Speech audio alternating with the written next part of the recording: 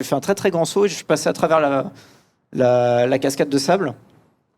Et derrière, voilà, je peux accéder à la fin du niveau par l'arrière. Comme ça. Il est fini le niveau là. Et il est fini. Ah ouais, d'accord. Bonjour à toutes et à tous et bienvenue dans Butternut, une collection de montages issue d'un live de 8 heures que nous avons mené sur String Theory avec la chaîne Twitch OGaming.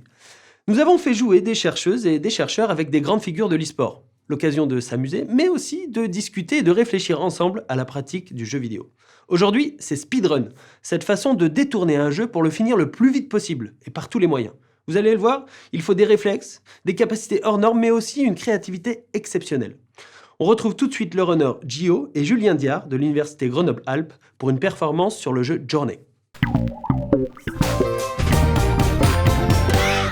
Merci Gio, tu es là avec nous et tu nous as rejoints sur le plateau de Butternut. C'est toi notre runner. Vous vous êtes croisés un petit peu dans les couloirs avant qu'on commence, mais je te présente Julien, qui est chercheur en neurocognition en psychologie. Dans les runners en France, tu es peut-être un de ceux qui a le plus œuvré pour la communauté, en tout cas qui a participé à la créer. Alors à la créer peut-être pas, il y a quand même eu beaucoup de gens avant moi, mais tu l'as fait vivre c'est vrai que j'ai essayé autant que je peux de la faire vivre.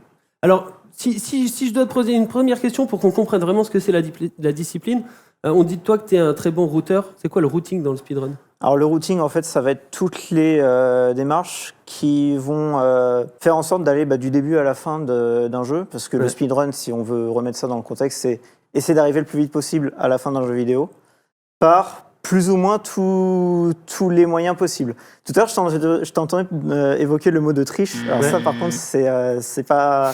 Oui, c'est un pas glitch, de la triche. c'est pour nous, un problème dans le jeu qui permet de faire quelque chose que normalement on ne peut pas faire. Exactement. Alors que la triche, ça, par exemple, il y a beaucoup de jeux qui ont dans le jeu des codes de triche. Je dis n'importe quoi, par exemple, dans GTA, on tape une séquence au clavier, on va avoir un hélicoptère qui tombe du ciel. Ouais. Alors ça, c'est de la triche. Par contre, si on trouve un moyen de récupérer un hélicoptère alors qu'on n'est pas censé être dans une zone où on peut l'avoir, et là, c'est pas de la triche. Là, c'est juste, par exemple, on va exploiter des glitches pour pouvoir le récupérer. Julien, ce que j'ai dit au début, j'ai peut-être un peu forcé le trait, mais ce qu'ils essayent de faire, tous ces runners, on est quand même pas loin de la démarche scientifique. Le côté expérience, théorisation. Tiens, je viens d'observer ça. Quel est le mécanisme en dessous qui peut-être existe, peut-être n'existe pas. Je fais une hypothèse et je la teste. Et puis, si j'ai tort et je m'en fiche et ça me permet d'avancer. Si on a compris cette boucle-là, on a en gros les bases de la procédure scientifique. Ouais. Mais il y a la suite, c'est que ça marche, mais je dois pouvoir le refaire, puisqu'il faut que je le fasse une deuxième fois en essayant de faire avec autre chose. Donc la reproductibilité en science, c'est super important aussi. Absolument. Un chercheur qui trouverait quelque chose qui marcherait dans son labo, puis chaque fois qu'il le fait, ça marche. Il est tout content. Il a le Graal de son domaine. Mais les voisins de la fac d'à côté, quand ils font la même manip, ça marche pas. C'est une erreur méthodologique, c'est un effet de l'expérimentateur, etc. Donc c'est non seulement la reproductibilité, mais la reproductibilité indépendante. Je voulais juste, Gio, que tu nous expliques pourquoi, parce que c'est toi qui as choisi. On t'a dit, est-ce que tu veux venir faire un run sous le regard d'un scientifique ? Tu nous as dit OK. Et là, on t'a dit, quel jeu ? Et tu nous as dit Journey, qui est un jeu très particulier. Mais pourquoi tu as choisi ce jeu ? Alors Journey, c'est un peu difficile à décrire, honnêtement. C'est un jeu qui se veut très contemplatif, en fait, où le personnage de base va juste marcher. On a quelques éléments à récolter, on a des bribes de scénario, mais on se fait un peu notre propre scénario. Et donc en fait, c'est un peu une histoire qu'on se raconte à nous-mêmes. Mais après, vous verrez qu'en speedrun, c'est aussi totalement différent. Gio, on va passer, je pense que c'est le moment où tu vas aller t'installer là-bas dans la gaming box. Ton but, là, c'est d'essayer d'atteindre ton record. Alors, moi, j'ai regardé sur un site qui s'appelle... speedrun.com. Speedrun.com, et j'ai vu que tu étais 13e mondial sur le jeu. C'est toujours d'actualité. Alors, ça, c'est pas sur la catégorie que je run. Du coup, je suis 7e. 7e, encore mieux. Oui, mais c'est parce qu'il y a moins de monde aussi. Ok. Il y a quelque chose qui est très important dans speedrun, c'est on voit qu'on découvre le jeu différemment, qu'on montre le jeu différemment aux gens, mais souvent, ils comprennent rien. Et donc, en fait, le but aussi dans ce genre de situation, c'est d'expliquer pour que justement les gens puissent comprendre un peu mieux ce qui se passe. Ok, on t'écoute pendant tout le run alors. Vas-y, dis-nous un peu très rapidement, parce qu'on va lancer après, ce qu'on utilise. Alors, on va utiliser donc la montre pour tout ce qui va être le rythme cardiaque et la sudation, le casque pour tout ce qui va être le G, donc l'activité cérébrale, toujours le kilomètre, et ce sera tout. Et les émotions, avec la caméra qui se trouve au-dessus. Ah, C'est quoi le temps qu'on essaye de battre? Tu nous le redonnes avant qu'on parte? Donc là, on va être sur du 22,08. Donc on va lancer ça. 3, 2, 1, c'est parti. Avec la bonne vitesse, le bon angle et tout ce qu'il faut, on peut passer à travers, ce qui va nous permettre d'accéder directement au premier chapitre. Là, on est pas mal. Ok. Là, on est passé, voilà.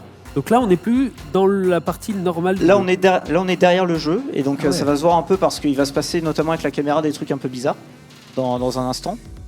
Et donc là, voilà, je passe à travers un décor et j'accède directement au premier niveau par l'arrière. Ça a plusieurs intérêts, notamment le fait qu'il y a des cutscenes qu'on va ne pas voir. Cutscene qui est une cinématique. Voilà, une cinématique. Donc là, je fais mon dive boost. Ouais. J'accumule et là je relâche et je fais des grands sauts comme ça. Le but, c'est encore une fois juste de se déplacer plus vite. Voilà, c'est de se déplacer plus vite et surtout de pouvoir décoller comme je viens de le faire. Là, j'ai fait un très très grand saut et je suis passé à travers la cascade de sable. Et derrière, voilà, je peux accéder à la fin du niveau par l'arrière. Comme ça. Il est fini le niveau là. Et il est fini. Ah ouais, d'accord. Je pense qu'on va pouvoir saluer et j'espère. Ah oui, j'entends déjà dans mon oreille le petit ronronnement du Skype qui est là et Fanny Barnabé qui nous rejoint. Est-ce que Fanny, tu nous vois? Je ne sais pas si tu nous vois. Est-ce que tu nous entends déjà pour commencer? Je vous entends, oui. Est-ce que vous m'entendez aussi? Oui, on a eu un petit lag au début, une petite voix robotique, mais on t'accueille avec plaisir dans ce moment un peu plus calme dans Butternut autour du jeu et des manières de le détourner, d'y jouer autrement. Et c'est ça qui t'intéresse toi, Fanny, puisque tu es membre de l'Observatoire des mondes numériques en sciences humaines et tu as fait une thèse, tu nous le diras mieux que moi, mais sur en gros le détournement dans le jeu. Et au Liège Game Lab, on étudie les jeux vidéo comme objets culturels et artistiques. Donc, comme on pourrait analyser un film ou un texte de littérature, par exemple. Un mot du run de Gio. Tu as pu le regarder en live avec nous? Oui, j'ai presque tout vu, c'était super chouette. Alors, est-ce que c'est une œuvre en soi, un speedrun?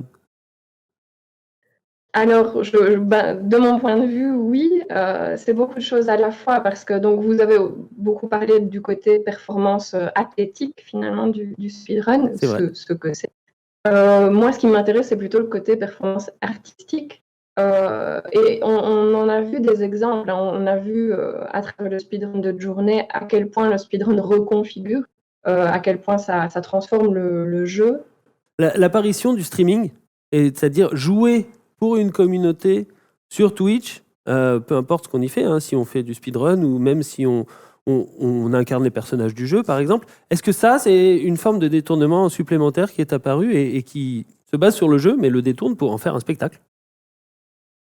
Tout à fait, c'est très bien résumé. C'est la présence de tout ce dispositif de captation. Donc, quand on se filme en jouant et qu'on joue pour un public, ça transforme forcément l'expérience de jeu, comme tu le disais, une performance de jeu à une forme de spectacle. Donc Twitch et YouTube et Internet de manière générale, disons, ont apporté cette dimension supplémentaire aux jeux vidéo qui fait que les joueurs vont non seulement détourner le jeu pour eux-mêmes, mais aussi mettre en scène leur détournement. Parce que finalement, jouer, c'est toujours détourner un petit peu une part du dispositif, vu que tous les jeux vidéo proposent une certaine forme de liberté aux joueurs. Et donc, quand on joue, on s'approprie toujours une part de l'œuvre. On va faire différents choix de parcours. On va essayer de jouer plus ou moins bien. On va jouer selon nos propres goûts, nos propres envies. Gio, on arrive à la fin de la séquence. Est-ce que toi, tu avais déjà envisagé ce que tu fais dans tes speedruns comme une œuvre culturelle? Comme une œuvre culturelle, pas forcément. C'est presque la conclusion de Fanny. Mais ouais, c'est presque la conclusion. En fait, moi, je pense que le speedrun en soi, il y a quelque chose de très personnel. Et en fait, chacun va un peu faire du speedrun, mais pour ses propres raisons. Il y en a, ça va être purement pour l'aspect compétitif. Il y en a, ça va être... Moi, je pense que j'en fais partie, ça va être plus pour essayer de décortiquer un peu les jeux, essayer de voir un peu les jeux sous un angle nouveau. Et puis, effectivement, il y a des gens peut-être qui vont s'orienter plus vers le spectacle, entre guillemets, absolu. C'est des manières très différentes d'aborder, d'une part, un jeu et aussi un speedrun, je pense. C'est marrant parce que quand tu dis ça, tu décris presque de manière intuitive une des théories sur les types psychologiques des joueurs. C'est des vieux travaux, mais qui mériteraient d'être repris, où on décrit les joueurs qui peuvent être explorateurs, Tu as dit celui qui cherche à les mécaniques. Tu as dit celui qui est là pour la compète, donc celui qui est en mode compétitif. Et puis tu as dit aussi celui qui fait le show, c'est-à-dire celui qui est là pour les relations sociales. Il y a des jeux qui ont essayé de faire ça, de s'adapter au profil du joueur. C'est-à-dire, tiens, toi, tu fais toujours du PVP en mode compétitif, je vais surtout te proposer des quêtes journalières qui vont par là. Toi, tu es plutôt explorateur, je vais te proposer des maps ou des challenges d'aller explorer des maps. On appelle les jeux de niche. Non. Certains jeux ont essayé de faire ça. Il y a eu des MMO qui ont essayé de faire ça, de customiser par exemple les quêtes journalières dans un MMO en fonction du type du joueur qu'ils avaient reconnu. Parce qu'ils espèrent avoir plein de joueurs différents et les joueurs sont tous différents. Mais si on arrive à reconnaître ce que lui il aime, ce que lui il aime, ce que lui il aime, on peut peut-être adapter le mode de jeu, le contenu du jeu pour lui. Et ce qu'il vient de décrire est exactement ça, c'est-à-dire même dans la communauté des speedrunners, tout le monde ne fait pas le speedrun de la même manière. Julien, c'est parce que tu as été frustré de ne pas réussir que tu vas te mettre au speedrun. je bats son record dans 2 jours.